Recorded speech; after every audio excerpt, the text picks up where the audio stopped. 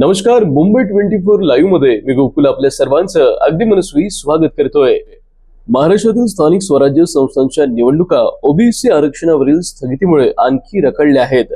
Supreme कोर्टाने या प्रकरणी 25 फेब्रुवारी रोजी सुनावणी ठरवली आहे। निकालानंतर निवडणुका एप्रिलमध्ये होण्याची शक्यता आता वर्तविली जात आहे। विधानसभा निवडणुकीत धक्का बसलेल्या ठाकरेंच्या शिवसेनेला आता मोठा झटका बसलाय। मुंबईसह नाशिक, कोल्हापूर, सांगली आणि जळगावमधील शेकडो पदाधिकारी शिंदे गटात सामील झालेत। यामध्ये माजी नगरसेविका राजूल पटेल यांचाही समावेश आहे। राज्यातील तरुणांसाठी आता आनंदाची बातमी, फेब्रुवारी नंतर पोलीस भरतीसाठी 10,000 पदे भरली जाणार आहेत। प्रशिक्षणासाठी विशेष तयारी सुरू असून डिसेंबर 2025 पर्यंत रिक्त होणाऱ्या पदांची माहिती मागवण्यात आली आहे। बीडमधील खून प्रकरण तापले असताना अंजली दमानिया अजित पवार भेटीवर संजय राऊतांनी आता टीका केली आहे।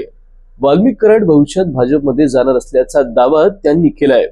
सरपंच संतोष देशमुख हत्या प्रकरणात सुरेश धस यांना शासकीय मदत असल्याचंही त्यांनी म्हटलंय।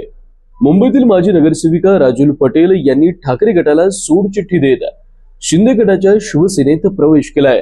त्यांच्या या निर्णयामुळे राजकीय वातावरण चांगलंच तापलं असून ठाकरे गटाच्या शिवसैनिकांनी 24 तासात शाखा खाली करण्याचा इशारा दिलाय।